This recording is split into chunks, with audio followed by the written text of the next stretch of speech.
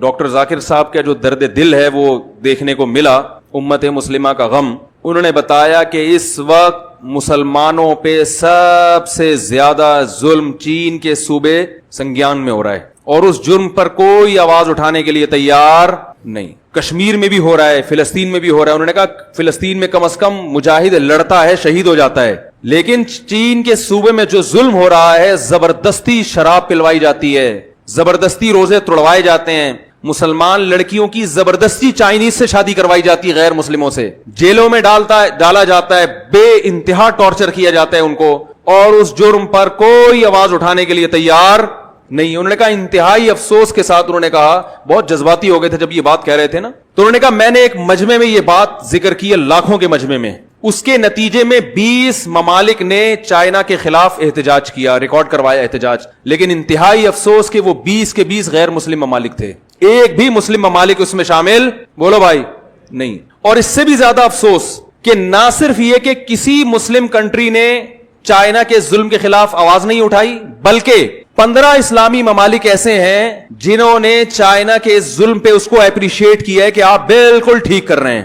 کچھ ممالک ایسے ہیں جنہوں نے خاموشی اختیار کر لی کہ چائنا سپر پاور ہے, ہم اس سے اختلاف نہیں برداشت نہیں کر سکتے. انہوں نے کہا یہ بھی غنیمت ہے کہ خاموش رہ لیے, لیکن چائنا کی حمایت کرنا کہ آپ جو کچھ کر رہے ہو ٹھیک کرو, کتنے اسلامی ممالک 15. تو یہ بہت افسوس کی بات ہے. آپ اس سے اسلامی ممالک کے سربراہان کا اندازہ لگا لیں کہ یہ مسلم امت کے ساتھ اس میں بڑے بڑے اسلامی ممالک ہیں, میں نام نہیں لوں گا, انہوں نے بھی نام لینے سے منع کیا تو میں بھی نام نہیں لوں گا آپ کے سامنے. 15 اسلامی ممالک ہیں جنہوں نے چائنا کے ظلم میں اس کی حمایت کی. اس کے بعد کشمیر کا جہاں تک مسئلہ ہے, انہوں نے کہا کہ کشمیر کے معاملے میں بھی مسلم دنیا خاموش ہے, لیکن انتہائی افسوس ان علماء پر جنہوں نے کشمیر کے معاملے میں عالم ہوتے ہوئے انڈیا کی اور مودی کی حمایت کی ہے. ان کا نام بھی لیا, انہوں نے, ساری دنیا جانتی ہے کون ہے وہ. انہوں نے کہا کہ آپ ظلم پر خاموشی اختیار کر لیں کہ آپ کو خطرہ ہے ظالم سے, اس کی پھر بھی کوئی لاجک بنتی ہے, ایمان کا ادنا حصہ ہے, لیکن ظالم کی حمایت شروع کر دیں تو کتنا بڑا جرم ہے. تو ایک بہت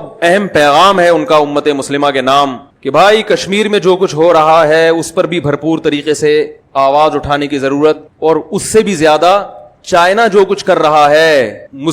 مسلمانوں کے خلاف اس پر بھی, اس سے بھی زیادہ آواز اٹھانے کی ضرورت. اور اپنے مسلم حکمرانوں کی ہدایت کے لیے بھی دعا کریں, اللہ تعالیٰ ان کو ہدایت دے, اگر ہدایت کے قابل نہیں ہے تو اللہ ان مسلم حکمرانوں سے ہمیں نجات دے. تو ایک بہت اہم پیغام ہے جو میں نے کہا کہ میں انشاءاللہ شیئر کروں گا کہ اس وقت سب سے زیادہ ظلم چائنا میں ہو رہا ہے. تبلیغی جماعت والے بھی ملے جو چائنا سے ہو کر آئے تھے ملیشیا میں, انہوں نے بھی بتایا کہ بہت حالات خراب ہیں چین میں, جماعتیں چھپ کے کہیں رہتی ہیں, لیکن چائنا کے مسلمان بھی ماشاءاللہ ایسا وہ جماعتوں کا چھپ چھپ کے اکرام کرتے ہیں. انہوں نے کہا اگر